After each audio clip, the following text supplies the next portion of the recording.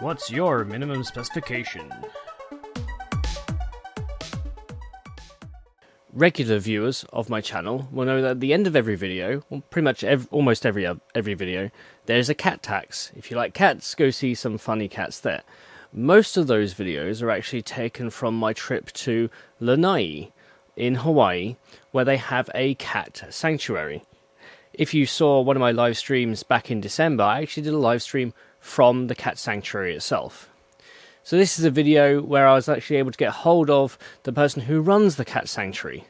The irony being that he's only there sort of 2 or 3 days a month because most of his time is spent doing admin and raising money for the sanctuary. However, I managed to collar him, get him for a 15-minute interview about why the cat sanctuary exists and why having a sanctuary of 650 cats on an island with less than 3,000 people is a struggle both for the cats but also in terms of technology. The interview runs for about 15 minutes, and after that I've got some small videos going around essentially one of the pens with all the cats if you're interested in that sort of thing. This is a topic that's near and dear to my heart, and I know it's not the usual fare for this channel, but I hope you'll stick around and see exactly what's going on the other side of the world. So, oh wow. Though I've been told what I should do is... Yes, you're looking at me. Everybody's been wondering if I've got food.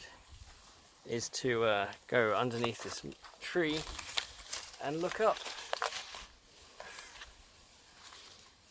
Oh, this is what I can see right now. Kitties in the trees. So, why does the cat sanctuary exist? Well, it's all started off with the founder, Kathy Carroll, and she moved to Lanai, and she had a cat stumble upon her doorstep, and the cat needed some help. So she started asking around town, where the veterinarian was, and she quickly learned that there was no veterinarian living on Lanai. And so the next step was to take the cat on the ferry to Maui, and then take the cat to a veterinarian. And so, long story short, is the veterinarian said, I wish somebody would do something about the cat problem on Lanai. And she did what most people don't do. She looked in the mirror and she said, why not me? And so she got a couple of women together to volunteer their time and that veterinarian, and they started a whole spay-neuter return strategy on Lanai to help with reducing the population. And about a year later, conservation stumbled across a very large petrel colony, which are native and endangered birds here up in the mountains, and they are ground nesters. And so these birds were being predated by the cats. And so the conservation does, what they do, and they eradicate cats. So Kathy learned that they were going to be trapping the cats and essentially shooting them. These are wild feral cats. And so Kathy convinced them to hold off for 30 days, and so she thought she could solve the problem by so she thought she could solve the problem by trapping all the cats and relocating them. Well, she managed to catch 25, and she managed to convince the Four Seasons to loan her a horse corral and she netted in the corral so the cats couldn't get out, and she thought her job was done.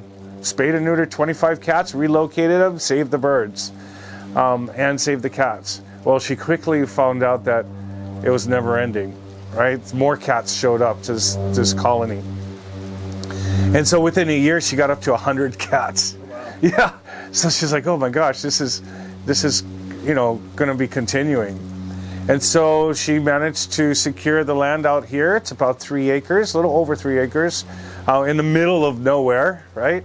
And raised $10,000 to build the fence, and at the time ended up with 300 cats, about 350 cats in 2014 is when I came on. So why are there cats on the island in the first place? Well, cats were brought in, right? And cats were, the overpopulation in general is a human issue, right? So it's the people have a cat, they don't fix the cat, they let the cat out. They have indoor, outdoor cats, and the cats breed like crazy, and especially here on Lanai. where we call it like a perfect storm, you know. So a cat that's 6 months, or a female cat that's 6 months or older, can have up to 3 litters a year, on an average of 3 to 5 kittens per litter, right? So 6 months later, after those kittens were born, they can all breed as well. And so there's no, predators like coyotes. There's no winter die-off here. So kitten season's really year-round. So, not to be too blunt, but why are you now in charge of this operation? What changed? It was a career change for me. I actually worked for the Humane Society on the island of Oahu. I've been in animal welfare for about 20 years, and I started off my career as an investigator, so investigating animal cruelty, hoarding, all kinds of different things, and puppy mills and whatnot. And I actually had my honeymoon here on this island in 2012, and shortly thereafter, I found out about this cat sanctuary, and what really resonated with me is the cat and bird component.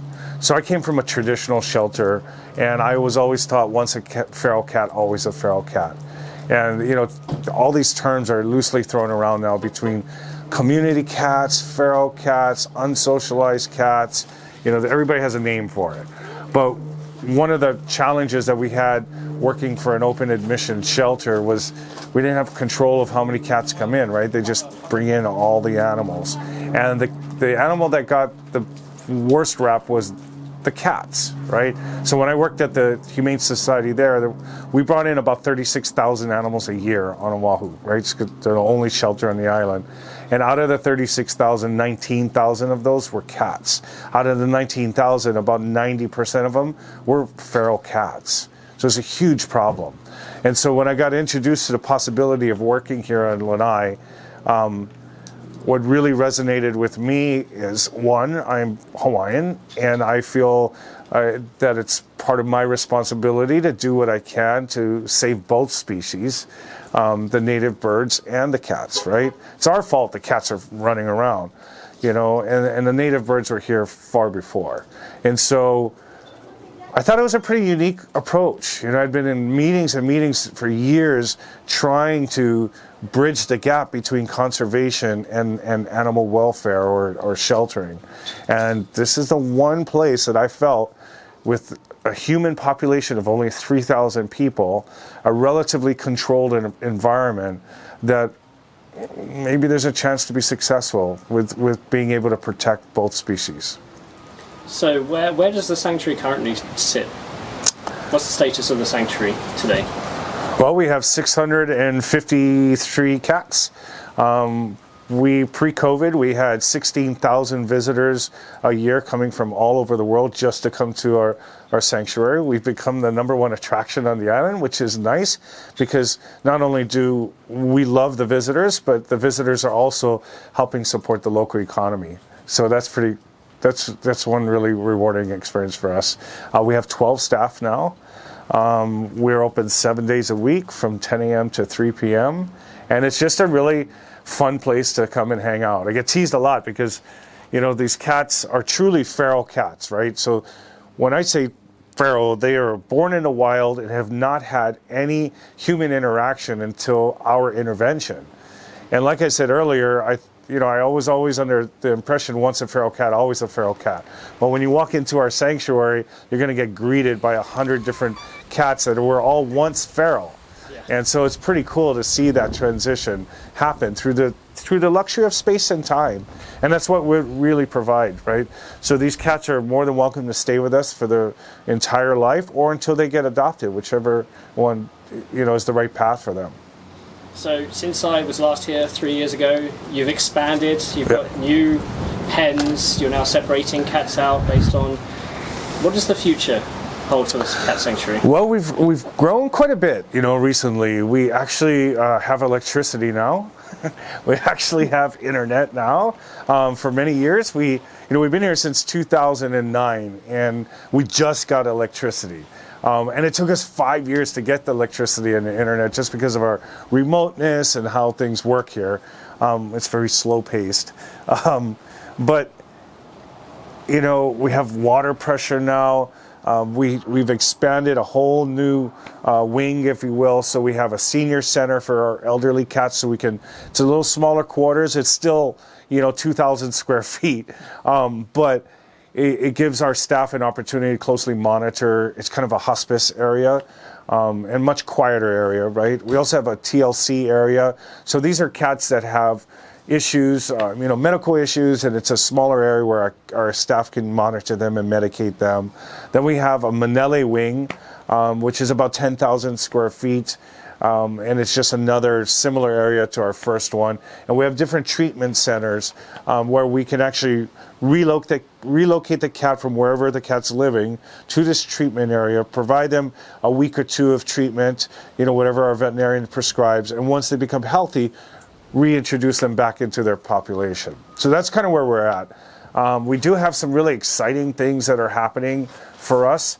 We are creating a new medical kitty care clinic, and this is more for intensive care. So right now we have a very small shipping container that we kind of converted into our clinic, but with us expanding to 653 cats. And these cats are, quite frankly, because of our care, doubling and tripling their lifespan, they're requiring more medical care.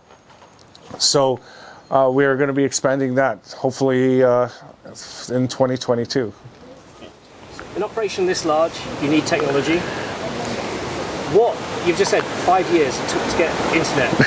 So what are your technology needs and what is planned on that front for the future? Yeah, so right now we finally, like I said, got internet, right? So we're in the process of trying to set up a kitty cam that we can stream either on our social media platforms or on our website.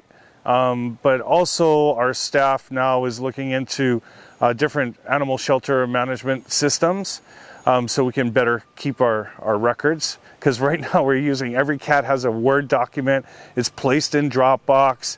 So it's not the most efficient system, but we've figured it out all this time. So we're working on those two main things right now. To be blunt, how much does it cost to run a facility like this with the expansion ideas you've got in place? Yeah, so that's a great question. So it's pretty expensive. Our annual operating budget right now is around $900,000. So we have to raise $900,000 a year on an island with 3,000 people. It's a daunting task, but fortunately we have really generous supporters from all over the world, and people that haven't even been here donate to us. So we've been really blessed and fortunate, but with this whole COVID angle, it's been really tough. Did I hear correctly that you've got hoodies on the way? Yes, so we're doing that. We're trying this new design out. We did it as a thank you for our staff. So these are kind of one-off prints that we are doing just for our staff, but we're contemplating and offering it to the public. And now that I said it, I probably have to. It's easy. It's over the years. So I get the emails. There have been some stars, some old hands in the cats. Any that come to mind that are personal to you? Yeah, it's really interesting. So we have 653 cats today. Every single cat has a home, and every single cat has a plan, right? It's really important. 653 sounds like a lot. It is a lot of cats, but we take our cat care really seriously here. The staff probably know 200 to 300 names of each cat. Obviously, each cat has a microchip, so if we don't know the cat's name, we can scan it and pull up the record. We all have our favorites. Me personally, I love them all, but there are a few cats that really resonate with me. One of them was Botox. When I first started working here in 2014, that cat just really kind of stood out. And sometimes you'll hear us refer to these cats as lanai lions. And this cat was really majestic, sitting up. And I looked at that cat, and the cat had really puffy jowls. And I said, what's that cat's name? They're like Botox. It was the sweetest cat. There was another cat, old guy, really famous cat here. That cat came to us completely, unsocialized. The cat had skin cancer, pretty bad. We couldn't get near him, couldn't touch him, whatnot. We did several surgeries on that cat and relieved him from the pain that he was getting from the cancer. And then it was so amazing to watch, because after those surgeries and recover from the surgeries, he became the most sweetest cat ever. And so he was a real big hit here. If people want to get involved with the sanctuary, how do they do that? Yeah, the easiest way is go to our website, Lana'iCatSanctuary.org. Sign up for our e-newsletter. We send it out quarterly. You know, we don't sell or distribute our list to anyone, so giving us your email is very safe. And we're very cautious of not sending out too many.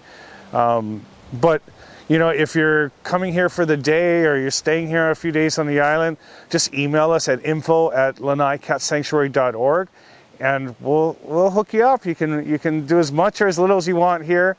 There's no pressure, but we definitely could use the help. Excellent, thank you. Yeah.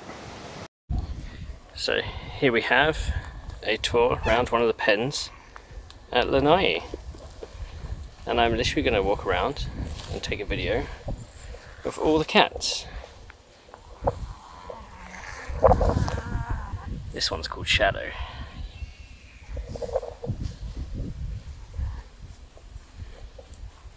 They all have some homes and some fluffy ones, and if you ever want to know what it's like to be followed by cats, there you go.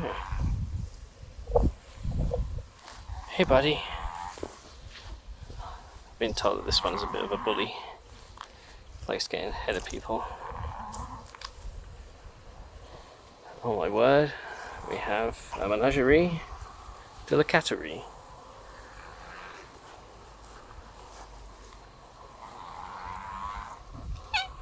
Yeah.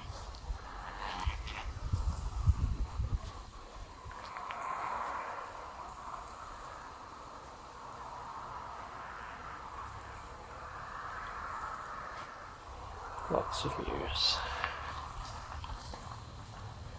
They say this is a heaven for cats. I maintain this is a heaven for humans.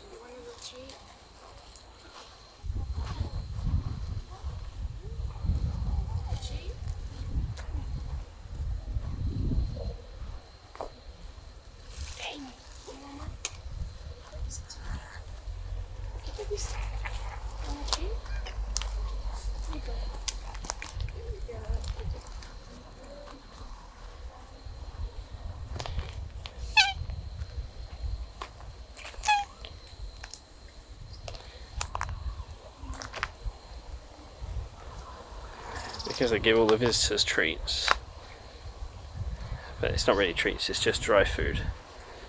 Some of them come around. See this handsome boy, already fed him a few times.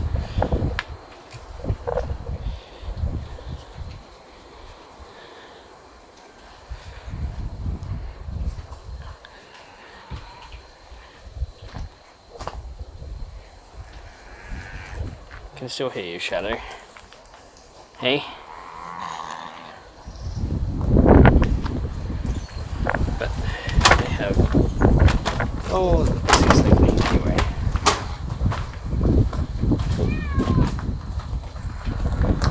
This one got lots of foods earlier as well.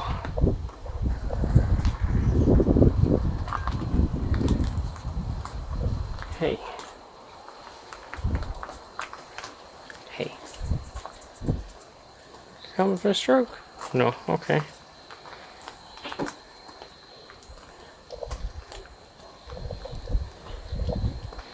Getting the evil eye. You notice that a lot of the cats look very similar. It's half of them seem to come from one lineage, it looks like. But for having 653 cats on the island, hello. So they don't actually know how many are still out in the wild.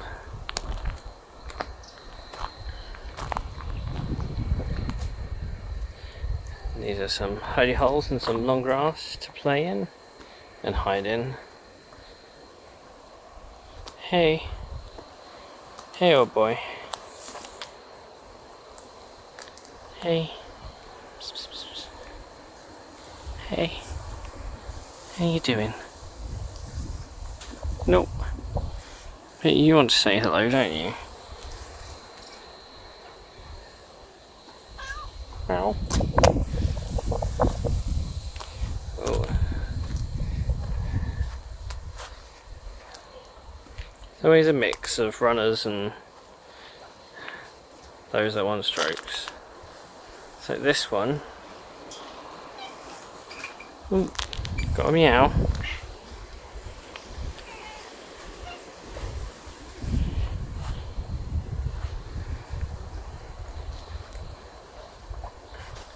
So there we go. Cat food costs 45,000 a year. That's only 1/20th of the actual full operating costs. Nope. Ooh. That's some cats get territorial over exactly who gets the strokes.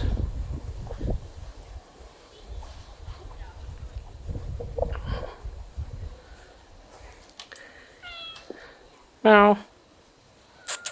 Meow. Hey.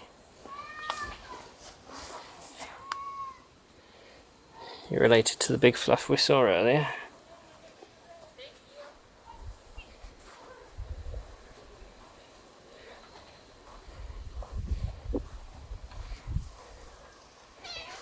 Hey. Meow.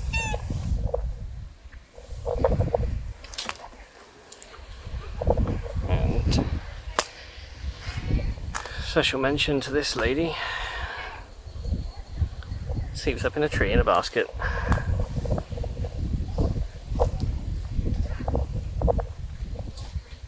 And that is just one of the pens we have. There's the kitten pen, there's a senior's pen,